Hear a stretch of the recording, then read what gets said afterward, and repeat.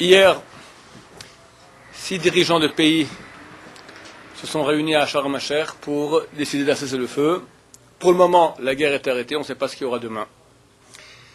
Et nous, à Israël, devons faire un petit bilan.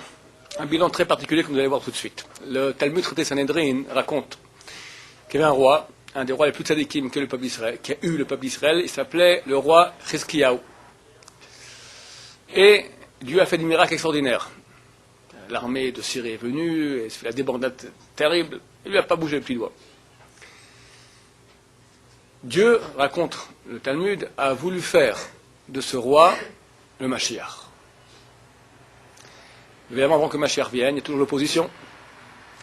Et l'opposition, donc le côté négatif, a objecté. Il dit, il ne mérite pas. Pourquoi il ne mérite pas? Tu lui fais des miracles pareils, il n'a pas fait même une shira. Une shira, un chant à Dieu. Et à cause de cela, on n'a pas eu le droit au Mashiach. Parce que quand on fait un miracle, il faut dire merci. Quelqu'un vient, te donne 10 francs, tu dis merci. Te donne 10 millions de francs, tu dis merci. Te sauve la vie, tu dis merci. Quand on nous fait des miracles, il faut dire merci. Une shira. Shira signifie un chant de remerciement à Dieu. Chaque minute que nous vivons en Israël, on doit faire un chant de remerciement à Dieu.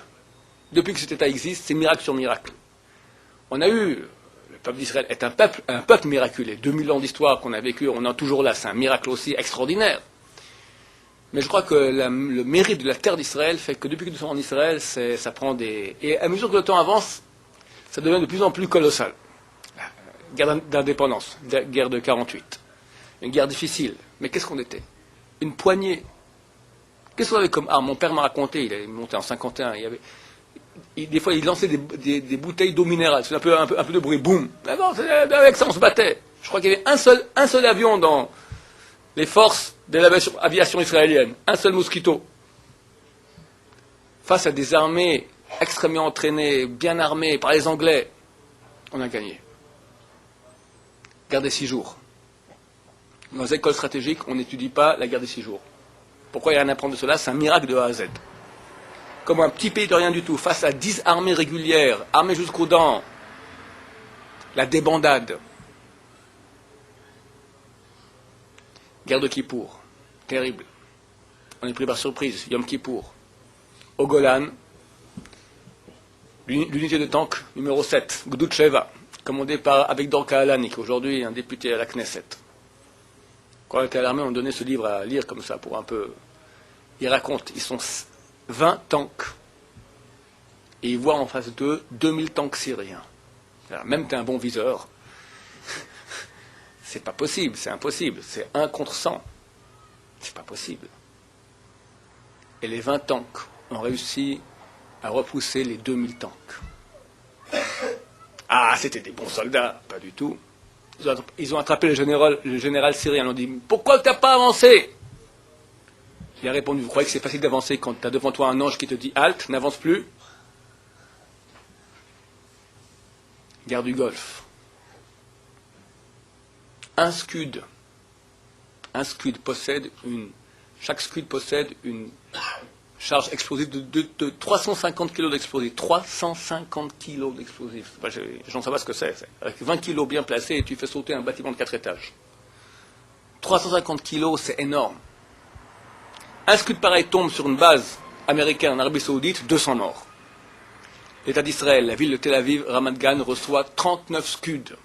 10 000 appartements détruits. Combien de morts?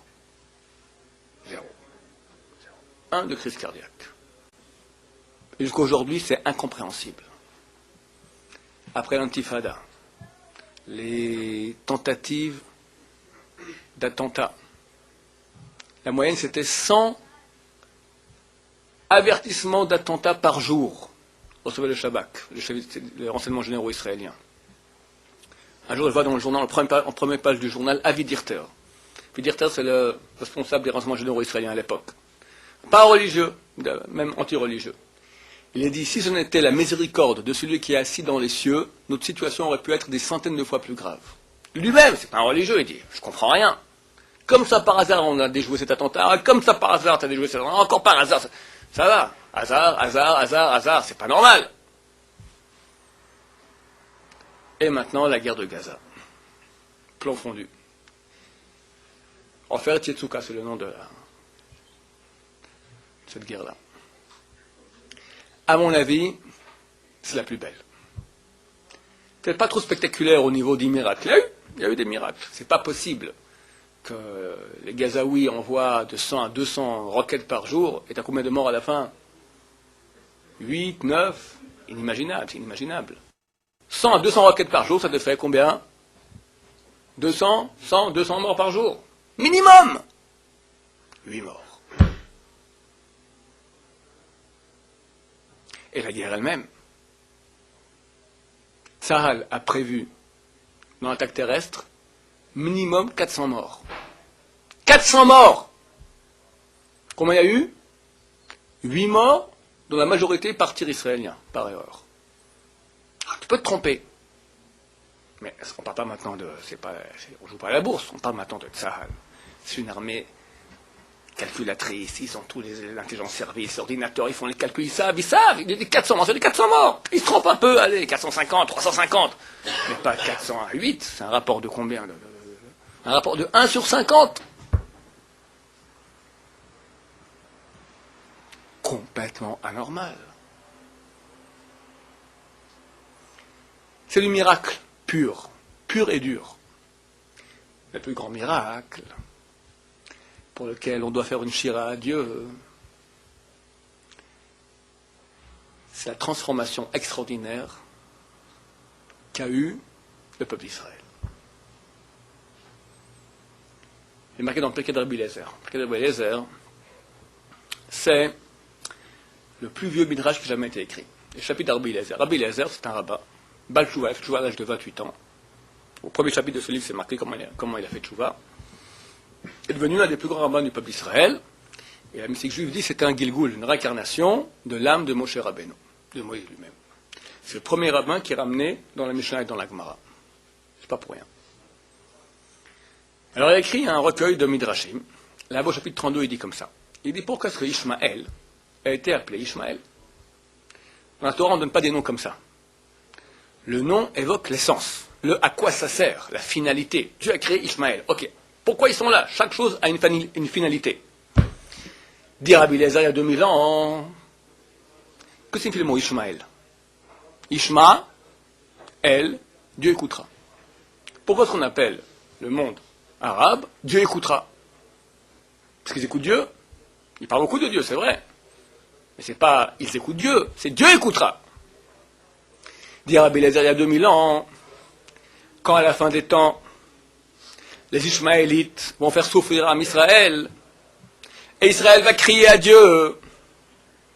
Alors, Ishmaël, Dieu écoutera la prière du peuple d'Israël. Comme c'est marqué dans les Tehillim, Ishmaël, Dieu écoutera, Vianem, et le répondra. Dieu répondra au cri de Ham Israël. Guerre de 48, qui crie à Dieu? Presque Boileau. Gardez 6 jours, Moshe Dayan, qui parle de Dieu, avec le truc, la kippa, tiens, mais pas, il n'y a aucun cheveu sur la tête. Yom Kippour, qui, quoi, comment, très peu. Guerre du Golfe, ça commençait un tout petit peu. On a dit Tehillim neget Tehillim, les Tehillim contre les missiles. Mais ce coup-là, messieurs, alors là, moi je suis sidéré. Première chose que j'apprends, on me dit comme ça, que le porte-parole de l'armée, Tata-Alouf Benayahu, a demandé, lorsque l'attaque terrestre a commencé, samedi soir, a demandé officiellement, le porte-parole de l'armée, demande au peuple d'Israël de prier à Dieu. Grande première. On n'a jamais entendu un truc pareil. C'est extraordinaire. Ma fille me raconte, je dis, tu débloques complètement. Mais quand même, je pose la question, je demande la question au Rav Chazan, qui me dit, je peux vérifier. De quoi il s'agit? Ma fille me raconte que le Ramatkal, le chef d'état-major, le vendredi avant l'attaque terrestre sur Gaza, a demandé une bracha, une bénédiction au Rav Steinman. Et que Rav Steinman lui aurait dit, il ne faut pas attaquer pendant Shabbat, un truc comme ça. J'étais, Le chef de l'état-major, la veille de l'attaque, il ne va pas à Bnei Brak aller voir excusez-moi, d'après lui, un vieux croulant. Ben, c'est la Steinman, c'est un grand monsieur. Mais d'après lui, pour le chef d'état-major, un vieux croulant pour le demander bracha, il a autre chose à faire, le chef d'état-major. Alors Hazan me dit, je connais quelqu'un de la maison de Rav Steinman, je peux les vérifier. Il revient, il me dit, écoutez, c'est comme ça l'histoire. D'abord, c'est pas le Ramatkal qui est venu, il a envoyé un délégué. Un délégué de l'état-major, du chef d'état-major, est allé voir le Rav Eliashiv. Le Rav Eliashiv, c'est le rabbin ashkénaze le plus vieux du monde. Le plus grand du monde ashkénaze en tout cas. Énorme. Mais on a une bénédiction. Le rabbin dit, il n'y a aucun problème, vous êtes bénis de toute façon, vous êtes les envoyés d'Am Israël, allez-y, Dieu vous bénisse.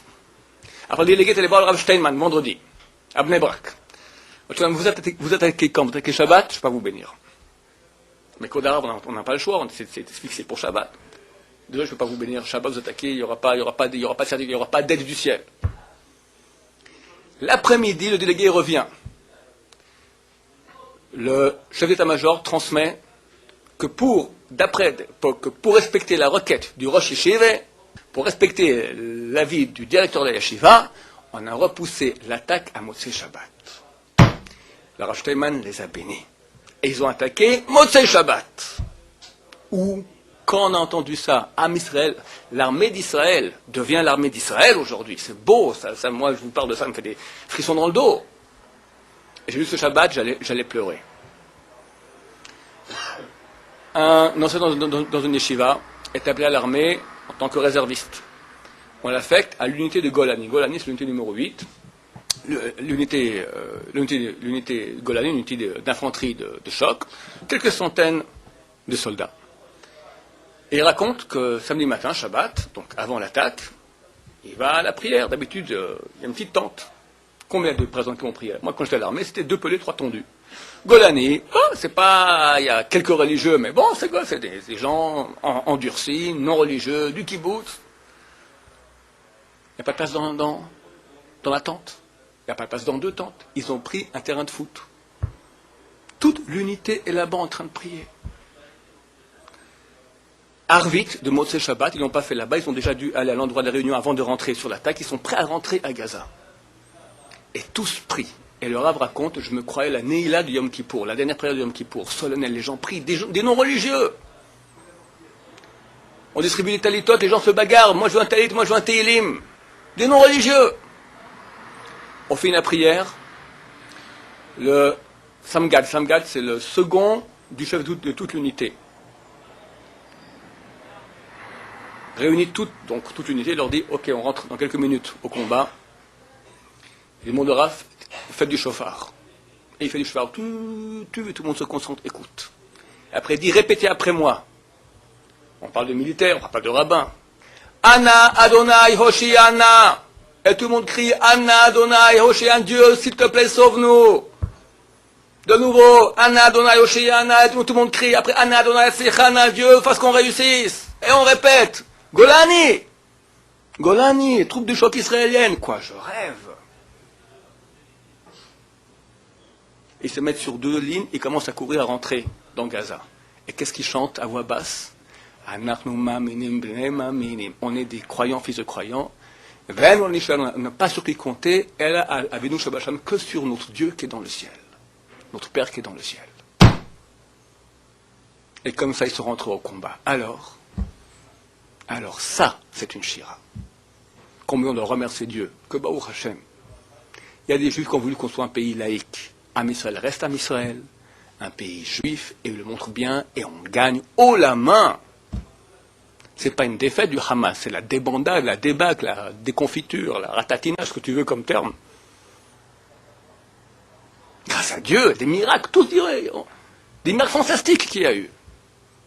Parce qu'on a crié à Dieu. Enfin maintenant, Am Israël a compris, Ishmaël. À quoi il sert le Hamas? Ça marchait, Baruch Hashem. Ça a marché. C'est extraordinaire. Et les miracles? T'appelles Dieu, ben il répond. Viens me raconter maintenant. Une équipe de soldats entourée de terroristes. Ils ne savent plus quoi faire. Mais ils font chemin Israël. Tout coup, ils voient le terroriste partir. Explique-le-me-le. Je me souviens, ça j'ai entendu une fois, il y a 30 ans. la ligne Bar-Lev, la guerre de Kippour, 73. La ligne Bar-Lev, c'est la ligne de fortins israéliens qu'il y avait sur le canal de Suez. C'est Yom Kippour. Il y avait quelques soldats par-ci par-là dans toute la ligne des fortins, des fortins comme ça, quelques-uns par-ci par-là. Des dizaines de milliers de soldats égyptiens traversent avec des canots pneumatiques comme ça et commencent à monter sur les dunes. Ils ont conquis tous les fortins, sauf un. Et un des rescapés du fortin raconte. Il voit sur les dunes des milliers de soldats en train de monter. Et eux, ils sont 3-4 dans le fortin. Alors, regarde de nouveau, et il voit des milliers de soldats en train de fuir. Il ne comprend pas. Il voit sur les dunes des formes blanches comme ça. Et les Arabes, qu'est-ce qu'ils ont dit? On a vu des anges. J'ai un ami. Son père habitait la Tunisie. Monsieur Senouf. C'est ça que j'ai raconté déjà ici, je vais raconter cette très belle histoire. Monsieur Senouf habitait la Tunisie en 67. Guerre des 6 jours.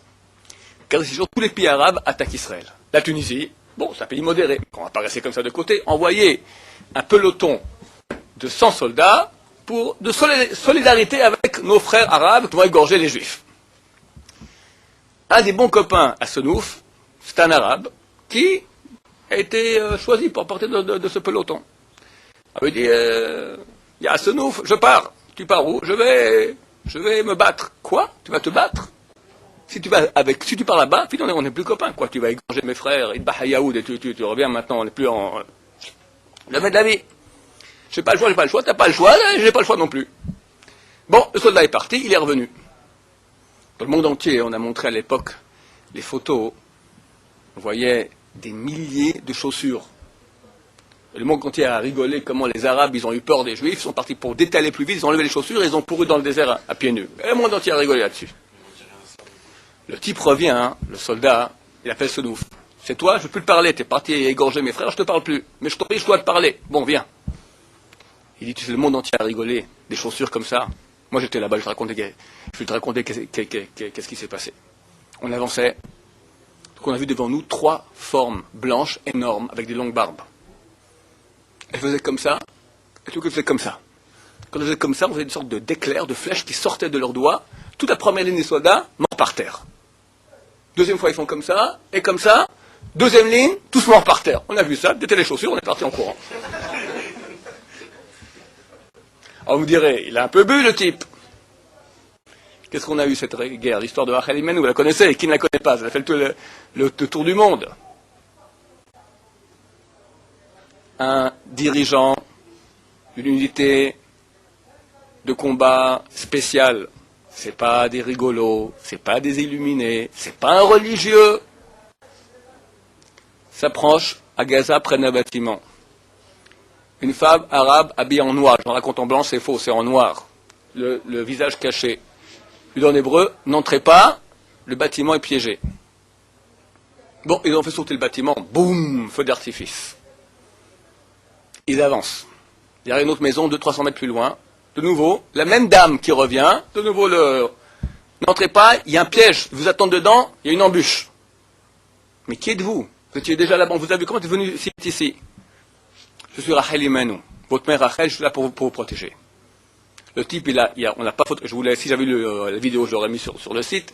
Il n'y a eu qu'un interview audio. Lui et ses copains en train de chialer.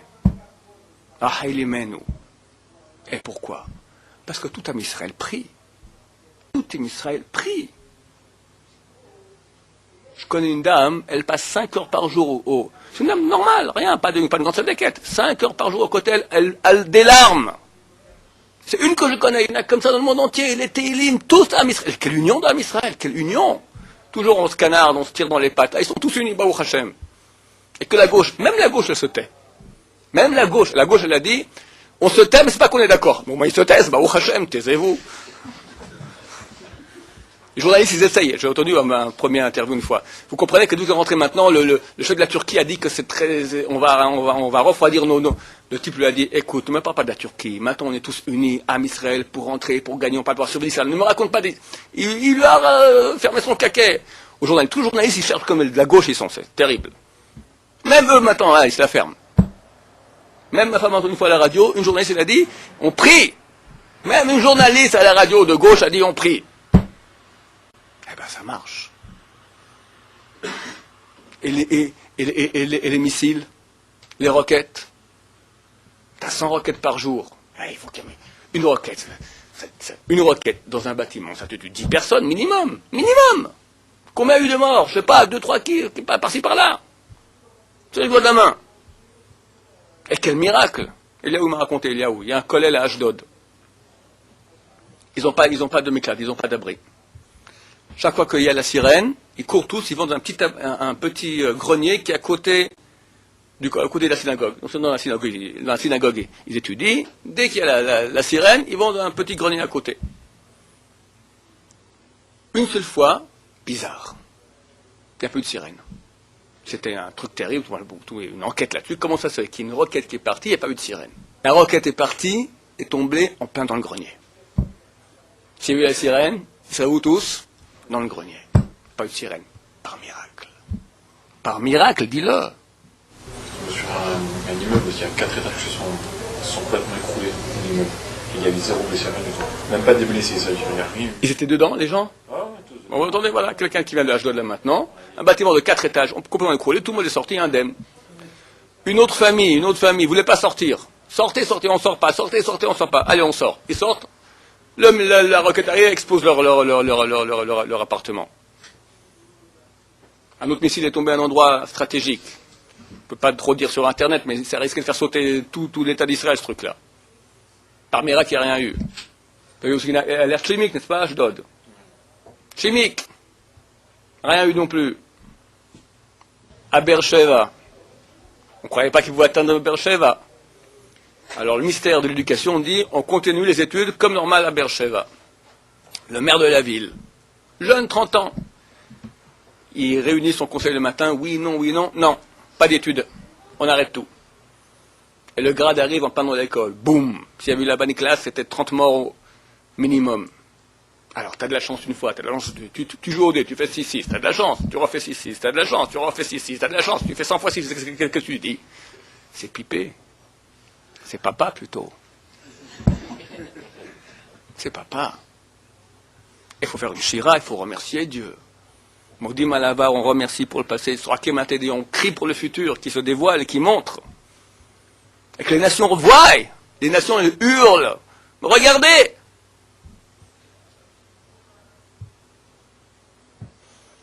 Le Ramatkal, je crois que c'est l'époque messianique, monsieur. Le Ramatkal, c'est le chef d'état-major. Vu qu'à Gaza, toutes les connexions de portables sont interdites. Il n'y a rien, c'est impossible. Donc, pour les différents, je ne sais pas exactement à quelle fin, mais pour que chacun des soldats ait tous les codes, alors sur MP3, il a demandé que chaque soldat reçoive un MP3 avec tous les codes. Il a demandé au début du MP3 qu'il y ait un enregistrement de la bracha du Rav Eliashiv. Rav Eliashiv, c'est ce que ça veut dire. C'est dans le fin fond du cœur de Mea Shearim noir, black, d'accord? Un vieux Rav de 95 ans. Le Ramatkal, le chef de l'armée, Alouf Ashkenazi, qui dit, je veux dans le MP3 de chaque soldat la bracha du Rav Eliashiv, mais je rêve. Il a compris.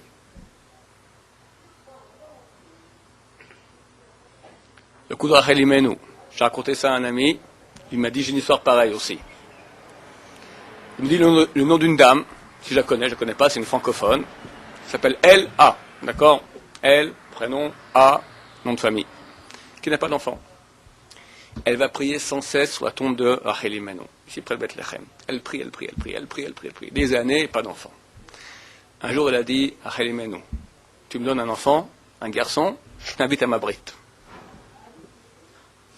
Elle tombe enceinte. 9 mois après, un garçon. Et tout le monde raconte qu'à la brite, ils ont vu une femme, très très pudique, très tsnoua, mais très noble, très classe. Personne ne la connaît. Alors chacun croit que c'est de la famille, de la belle famille. On ne connaît pas au début très bien qui est la belle famille, la cousine. Bon. Et après, quand ils regardent, mais non, alors c'est qui celle-là? Ils prennent des photos. À l'endroit où elle était, on ne voit rien, qu'une forme de lumière. Ah, messieurs, je pense d'amener cette dame ici, peut-être on va la filmer en flou comme ça, qu'elle raconte l'histoire. Ça arrive. me rappelle une autre histoire, c'était il y a environ 150 ans. Il y a une fois un rabbin qui va dans un hôtel, en Europe, et il voit là-bas, il voit quelqu'un qui l'appelle, dans le lobby. Il s'appelle, c'est un russe. Il dit, vous êtes juif? Moi je suis russe. Vous savez qui j'ai rencontré un jour? J'ai rencontré le Dieu d'Israël. Le Dieu d'Israël, comment ça? Je suis à la cour du tsar. Et un jour, le tsar a fait un décret. Il nous a tous réunis. Il a dit, je veux faire un décret maintenant, vous avez 24 heures, qu'on chasse tous les juifs de la région. Enfin, un truc terrible. Vous avez 24 heures pour rédiger tout ça. Je viens le lendemain matin, je veux que tout soit fait comme il faut bien. Bon, on s'est mis tous au travail, on écrit tout le décret, etc. On donne à manger sur place, personne ne peut quitter l'endroit. Au milieu de la nuit, les trompettes, Sa Majesté le Tsar. Il rentre, le Tsar. Il dit, donnez-moi ça. Il jette ça au feu, il dit, arrêtez tout. C'est de la blague, ce truc-là. Allez, on arrête tout. Et il repart. Les trompettes. Bon. Le matin, les trompettes, le Tsar arrive. Alors, messieurs, où on en est? Quoi on en est? Enfin, où on en est? Mais vous êtes déjà venu cette nuit, vous avez dit que tout arrêté. Moi, je suis venu ici cette nuit. Mais vous croyez que j'ai la berlue, c'est pas possible. Il s'avère que le tsar n'est jamais venu cette nuit, et quelqu'un d'autre est venu. Le ministre a dit, j'ai vu le Dieu d'Israël. Le Dieu, il fait des miracles. Il faut qu'on l'appelle. Ça marche. Ça marche. Le front, il est partout. Partout on appelle Dieu. Chacun d'où il est à Paris, il est à Yerushalayim, il est à Gaza, Dieu est partout. Le front, il est là.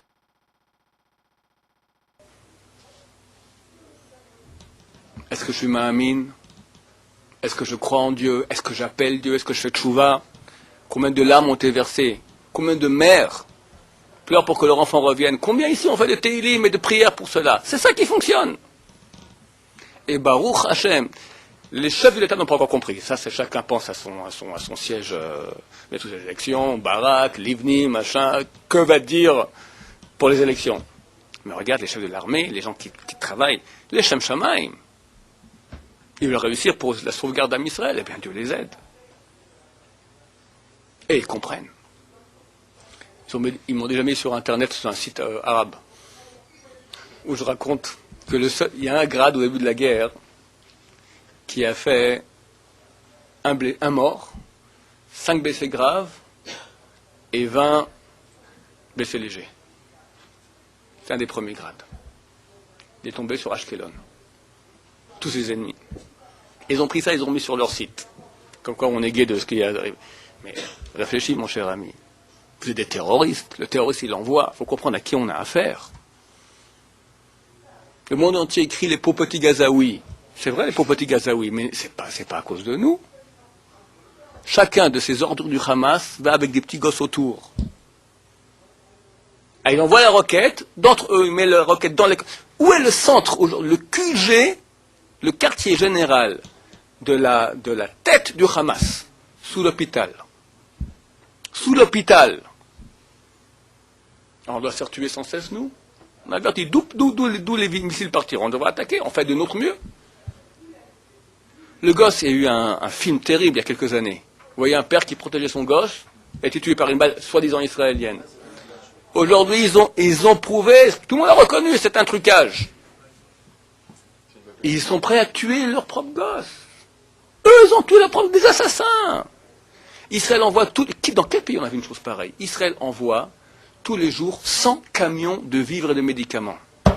Hier, un camion a été repéré à Hebron, au marché noir.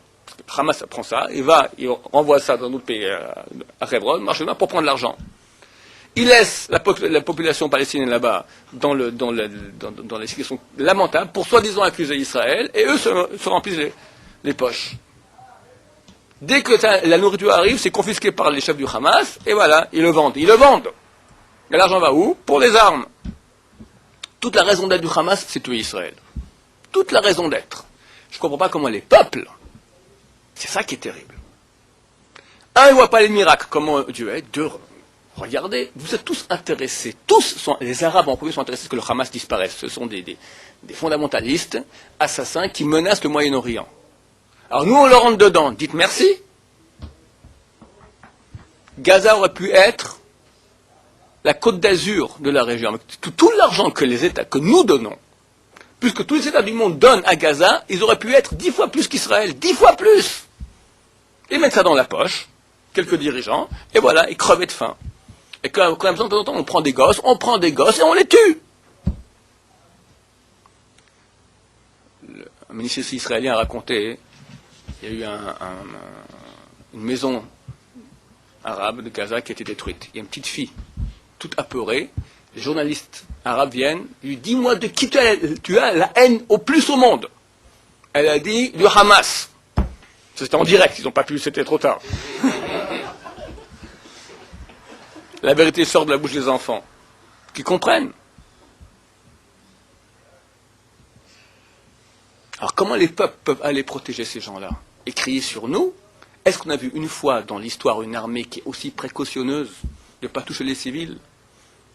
Bush, il cherche une personne, Bin Laden. Tout l'Afghanistan, allez, ratatiné. Combien? 100 000 civils étaient de je sais pas où. Plus l'Irak. Quelqu'un dit quelque chose? Poutine, allez, la Tchétchénie, on rentre, on massacre. On dit rien. Non, on ne massacre pas, on veut se protéger. On veut se protéger. On nous envoie des roquettes depuis 8 ans, sans cesse, toute la journée, sans cesse sur nous. J'aimerais vous voir, vous, allez, un jour, tenez bon. La Corse envoie des missiles sur la côte d'Azur. La Sardaigne envoie sur l'Italie. L'Irlande sur les Basques sur les Espagnols, sur Madrid. Qu'est-ce qui se passe? Mais pas 24 heures, ils tiennent. Non, nous les Juifs, on doit souffrir en silence. Ce qui se passe au Congo aussi, en ce moment, c'est un génocide qui se passe en Congo. Et ça n'en parle. Personne n'en parle, regarde, voilà, très bien, au Congo. Tu coupes les enfants en deux et tout. Et nous, qu'on veut se défendre, on fait attention. Israël a ouvert tous les hôpitaux, on leur a dit, tous les hôpitaux, qui sont bien mieux que ce qu'il y a à Gaza, ouverts pour tous les réfugiés palestiniens qui veulent venir se soigner là-bas. Même du Hamas. Il y a un qui est venu. Parce que si dans le monde on reconnaît que les Juifs font du bien aux Palestiniens, toute leur propagande, elle est capote. C'est le monde du mal. Et associé à cela, tous ces peuples, tous les peuples des nations qui sont contre nous. Et Dieu, il ne voit pas tout ça, il voit très bien. Bon, Hachem, il est avec nous.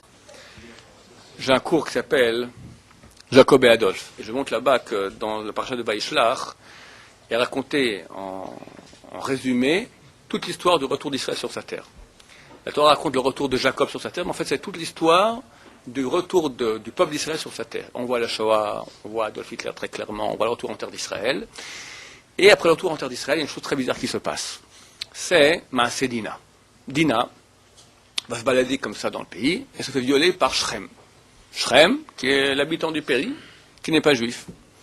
Shrem est amoureux de Dina, il veut se marier avec elle. Il vient voir les enfants de Jacob, il dit, écoutez, moi je veux me marier avec elle, dis-moi ce que vous voulez. Nous on veut une seule chose, que vous fassiez la Brit Mila. On ne peut pas se marier avec des gens qui n'ont pas la Brit Mila, la circoncision, circoncisez-vous, et on se marie avec vous. Bon, ils se circoncisent, et Shimon et Lévi, deux des fils de Jacob, prennent leur épée et tuent 24 000 personnes. Jacob revient et dit, mais vous êtes tarés? Moi, je suis peu comme ça, parmi tous les peuples de la terre, parmi les Cananéens et les Parisiens, d'accord? Les Cananéens, c'est marqué dans Ovadia, c'est les Français. Parisiens, c'est les Parisiens. On est peu parmi eux, mais on risque notre peau. Qu'est-ce qu'ils répondent, Shimon et Lévi? Achzona yaset achoten, donc ouais, on va laisser notre sœur se faire violer comme ça.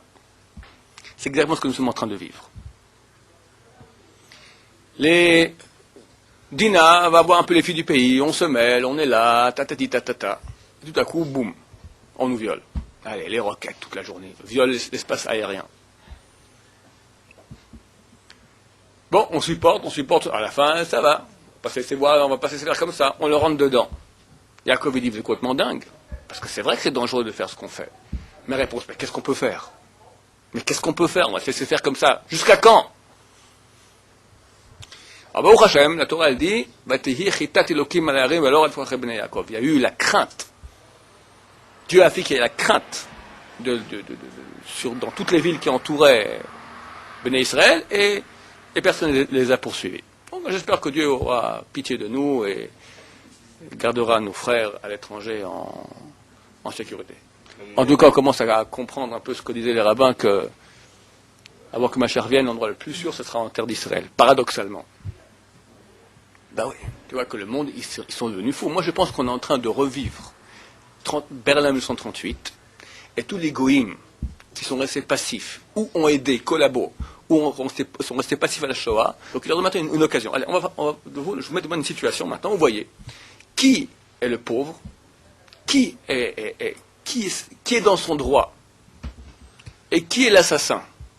Et vous allez maintenant protéger l'assassin et accuser celui qui est dans son droit. Ok, je vous laisse faire.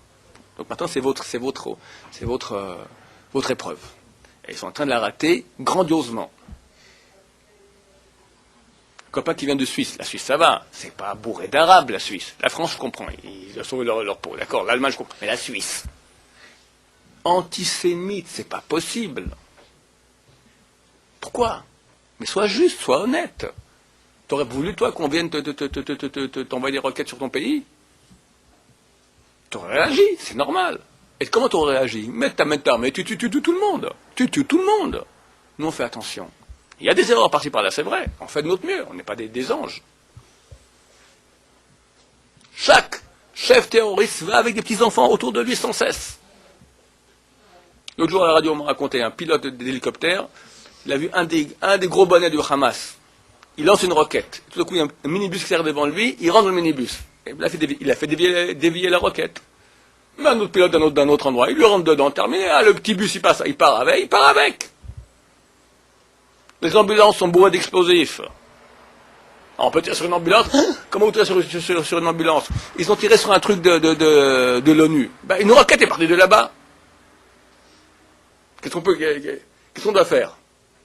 On parle de gens qui sont sans foi ni loi, qui ont pitié de rien, qui sont prêts à tuer des enfants pour leur poche. Même l'ONU, ils n'ont pas tiré sur le bâtiment. Ils ont tiré à côté. Mais à côté. Comme il y avait des Kassam et tout là-bas, ça a fait explosion. En plus, voilà, plein de Kassam dans le truc de l'ONU. Que Dieu nous protège, fasse accepter la vérité. Mais surtout, cela, c'est pour faire un grand chant à Dieu de remerciement. Et ça veut dire qu'il faut continuer, parce que c'est être Ratson. Dieu nous aime, il demande qu'on prie encore, et sachez que la prière qu'on fait ici, l'étude de Torah, elle est très très très précieuse. Attention de ne pas faire de péché, tenir bon, parce que Bezrat Hashem, je pense qu'on est sur Bezrat Hashem, j'espère, sur la dernière ligne droite. Amen, Kenny Ratson.